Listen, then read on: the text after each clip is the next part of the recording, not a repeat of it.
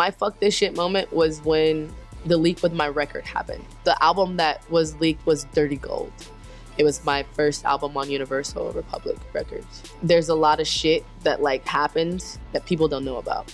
And like I feel like I didn't get to explain myself, or I didn't get to do any of the shit I really wanted to do. And so at that moment, like on December 31st, I wasn't happy. I was literally screaming, crying, like I want to fucking quit. Like this is bullshit. This is fucking like bullshit. And so for a year, it took me a long time to like want to make music again. It just fucking took everything from me. But it also taught me to reach deeper.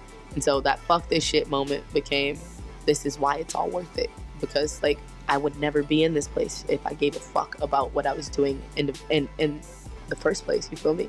The fuck this shit moment comes with this sort of like, I feel like craze in an artist where you realize you have to stand up for yourself, and you realize that everything you are needs to be put behind your work. And the only way it works is if you're in it, especially when you're an artist. It's the difference between being an act and an artist. Like people can perform their asses off, but an artist brings you into their world and it's about them. And I had to realize my music has always been about me. I can't afford to let anyone take that and manipulate it, because people don't get me, you feel me? And now I make my music and I'm fucking like stoked by it, and the people who work for me are stoked by it, and they're stoked by the person that I am. And if I didn't have that fuck this shit moment, I wouldn't be here. I think one of my favorite verses of any of my songs, I think, and I wouldn't even call it a verse, I guess it's like just a little line from it. I did a song when I was about 18 or 19 called Suffering's First. I didn't realize it, but it meant more to me than I let on. And it's, so what if it hurts? The struggle is first. To live is to die, we all suffer the curse. And love is a cure until we're suffering worse. Pleasure is pain, but the suffering's first. And that teaches me a lot about life, is that like you have to go through it to understand it, and it becomes something that you become proud of in the future.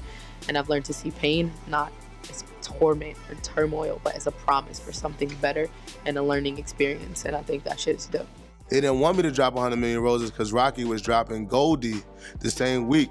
And I said, what my shit got to do with Rocky stuff? I said, man, I need to drop something soon. I'm like, they seeing these freestyles on the radio. I'm like, Rocky said already, I'm ready to go. He was just playing all this shit that he'd never released, and this shit is just crazy. It's blowing my fucking mind. He's playing shit he did with Mary J. Blige, shit he did with other rappers, shit with Redman he didn't release, shit with other rappers he once was signed with, and the shit was just like mind-blowing. And I'm like, what the fuck? This is crazy. I don't know, can I say this on here? The joke of all these sessions were D's nuts. So like we would catch each other all the time with D's nuts, like, yo, you wouldn't believe who just called me, bro. Like, and he'd be like, who? And I'd be like, D's nuts. This whole rap thing, I know it's for me because it's the only thing I've stuck with ever. Like, it's the biggest commitment I've ever made in my life, where I did it and I have not stopped. Like, and I've never been like, this isn't for me. Like, it's always been for me. Like everything else I tried growing up,